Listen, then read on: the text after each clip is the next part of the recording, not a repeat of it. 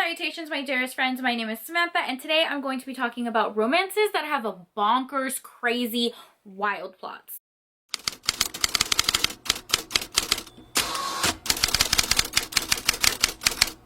So how are you? Welcome back to my channel, and welcome back to Trope Week. If you don't know what Trope Week is, every single day for an entire week I pick one specific romance book trope and I give you a bunch of recommendations. It's a series I've been doing quite frequently on my channel. I have like 30 plus videos on a playlist. If you want to watch it down below, all the tropes, second chance romance, friends to lovers romance, poly romances, romances with virgin heroes, lots of tropes, and it's my favorite thing to film on my channel. So we're continuing the series, and this week is super exciting because I have been collabing with some of my favorite booktubers.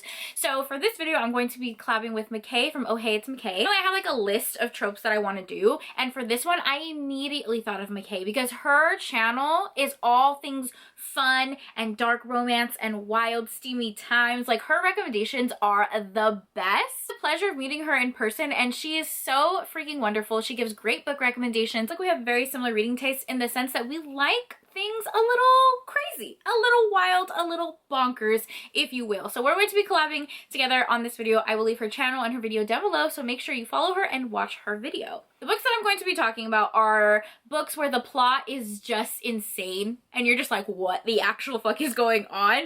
But it's like a wild good time. Like, you can't look away, you're invested in the story. Things that are a little bit unusual, not your typical type of trope when it comes to romances. I was creating this list, I was literally laughing because some of these books just make me inexplicably happy. I am here for the drama. I'm here for the angst. Sometimes I am a soft bitch and I like when it's happily ever after and friends to lovers and very sweet, soft romances. But other times I read romance for an escapism vibe and I want it to be wild. I want it to be crazy, like nothing I've ever read before. And these are the books that do it for me. First one is called Bad Blood by Elsie Davis. This is a first in a series and you do have to read it in order. And this is a vampire Omega-verse wide shoes romance. There's so many tropes. Let me try to explain the plot. Our hero has these friends who are in a cult. A literal cult, an actual cult, and it turns out that they're vampires. These vampires, every 100 years they do a sacrifice to the blood goddess to reincarnate the blood goddess so that she can like find a vessel and live on earth. So this ritual has to take place a certain amount of years and they need someone to sacrifice, and they sacrifice our main hero. He is friends with these people and they lure him into a cabin into the woods and literally sacrifice him for a ritual. They kill him, intend to kill him. Yes. Hero is dating one of these guys that is in the group and that is his best friend, and he like convinces him to like go on this like romantic getaway to a cabin, and boom, they kill him.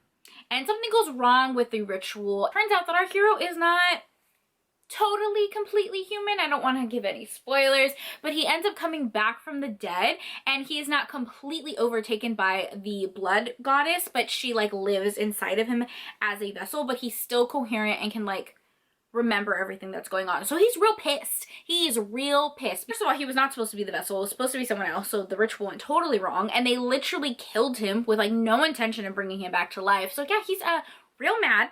But it turns out that they're kind of like his fated mates. So why choose romance? There's like 5 vampires, and then our main hero, it's all MM, it's wild, it's crazy, it has so many plot twists, so many. Next one is more taboo, maybe a little bonkers.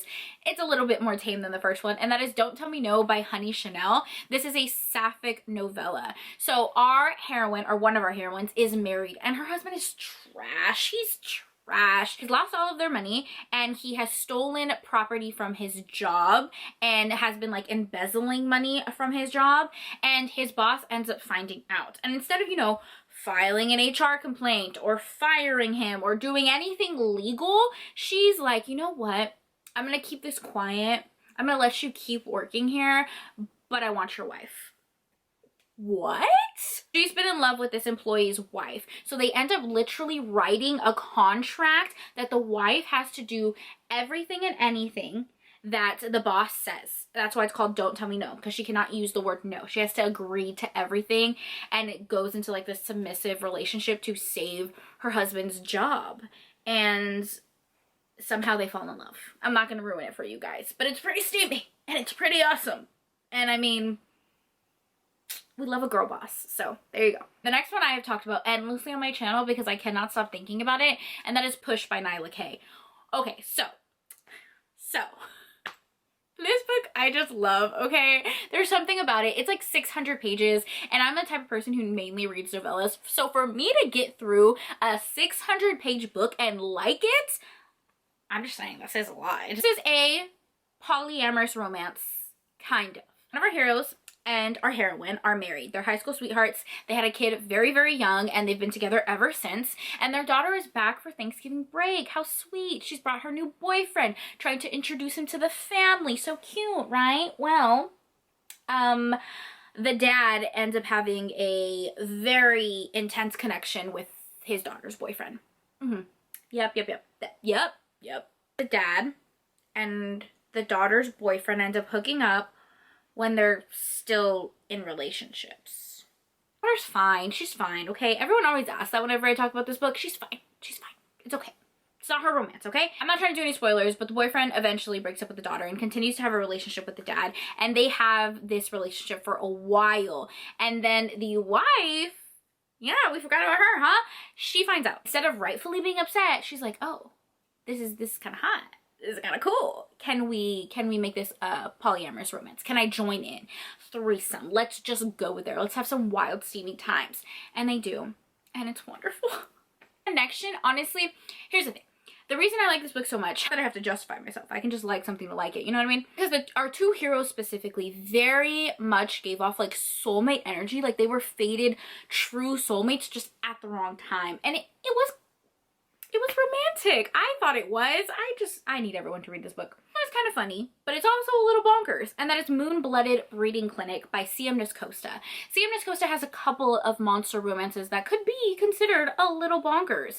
And this one is a werewolf romance. Heroine is human, but she lives in a town that a lot of monsters live in. So you have like werewolves and mothmans and minotaurs and vampires and all of the above. Divorced, and the reason her and her husband divorced is because she could not conceive, that their species were not compatible to have children. And that's all she's ever wanted in her entire life, was to have children. Tried all of these home remedies. She's tried IVF. She's tried all of these things. And then one of her best friends gets pregnant.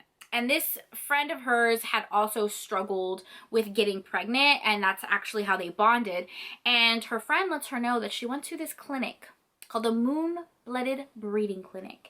And they had an interesting way to get people pregnant. And that was to have sex, literal intercourse, with a werewolf, because their semen was like extra strong.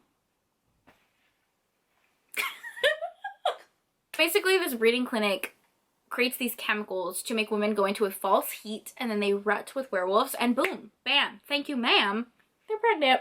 And that is what our heroine does. And she ends up falling in love with her donor, which is so freaking cute and wild and bonkers. Like, I love it. What a way to meet. Love her stories. I love her Cambric Creek series. And yeah, highly recommend this one. Jessa Kane. Whoo, baby. Jessa Kane. If you're looking for a bonkers romance, look no further than Jessa Kane. Every single book that she writes is bonkers. Every single one. There is not one that is not bonkers. I could sit here and tell you about 10 of them. 10 of them. One of my favorites is The Husband Sitter by Jessa Kane. This one is really fun. Maybe it's because I love white cheese romances or anything with more than two people. One of these books that I'm going to be talking about have more than two people because it's my favorites. Everything is more fun and wild and steamy. Sometimes, honestly, I read a romance with just two people and I'm like, this is so boring. I'm like ingrained to want polyamorous things.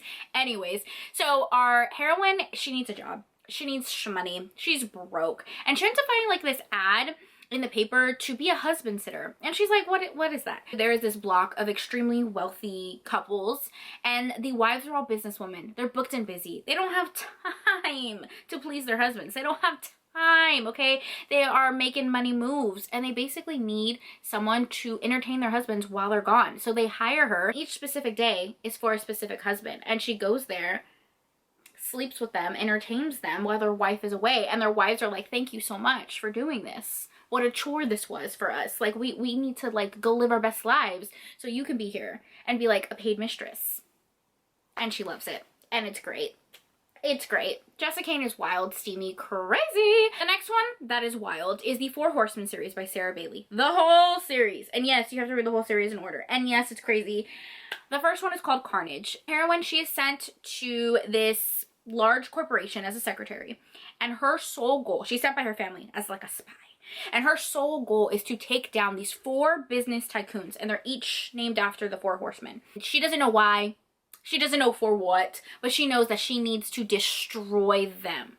And our heroes actually know who she is. They grew up together, but our heroine suffered from amnesia when she was a child. Anything without amnesia is bonkers, but anyways, she suffered from amnesia and doesn't remember them, but they remember her, and they hire her, and they're trying to destroy her. She's trying to destroy them. They're trying to destroy her. It's a why choose romance. Literally every trope bonkers thing that you can think of is in it. It's in this. We have a breeding kink. We have a blood kink. We have a primal play kink. There's murder, actual murder happening. So much is going on. So much. And a lot of steamy times. A lot of confusing times. It's angsty. It's crazy. It's bonkers. It is the definition of bonkers. The next one is Say Your Prayers by Catherine Moon. Catherine Moon is another Why Choose author whom I love dearly. I have read Catherine Moon's entire backlist, and I've given almost every single one 5 stars because I think she's phenomenal, and her books are so unique and so well thought out. And this one is a priest romance, but not any priest romance, my friend. This takes place during the apocalypse. The world is ending and have kind of taken over, but angels really aren't that great either. It's a whole thing. This is a romance between a succubus, so like a sex demon, our heroine, 3 priests, literal priests, and an angel. 3 priests, an angel, and a succubus walk into a bar. What happens? Steamy times. That's what happens. And they're basically trying to fight the apocalypse while they're also like banging on the altar. If you thought Priest by Sarah Simone was bonkers and crazy and steamy, you haven't seen nothing yet, my friend. This takes it to another level. So there you go. You are welcome. One that is bonkers is Good Deeds by Catherine Moon. And this is an AI romance. Yes, yes, yes, it is. It's an AI romance. Heroine is kind of like a scavenger. I don't know if that's the right word. People hire her to travel to different planets to find artifacts, goods, money, whatever they're hiring her to find. People, I don't know. She's just traveling the worlds, trying to find things. And she ends up on the Pleasure Planet, which is full of robots that were created for sexy times. When she lands there, she realized that something dark and sinister is happening. A bunch of people from different types of species are being kidnapped and they're disappearing and they're being like thrown into, again, like the sex trafficking ring. So she's trying to stop it. Also, she's being hunted. She ends up finding refuge at a Bordeaux with a bunch of male prostitutes who are AI robots that end up falling for her. Doesn't that sound fun? It is a fun time. It's literally a robot romance and it's great and it's wonderful. It's a Why Choose romance. There's some mystery going on. I think Catherine Moon, again, just writes unique books and I love them. I love every single one of them. All right, my friends, those are all my recommendations. I hope you had a fun time. I did, talking about these books. I know some of them sound bonkers, but that's because they are. But I hope you give them a chance, and I know you guys will have a fun time. So make sure to check out Michae's video. If you have any romances that are bonkers, let me know because I will absolutely 1000% read them right now. Leave a comment down below. Thank you so much. As always, thank you for taking time out of your day to spend time with me. It means the world to me. I hope you guys are all staying happy and healthy, and I will see you in tomorrow's video. Bye!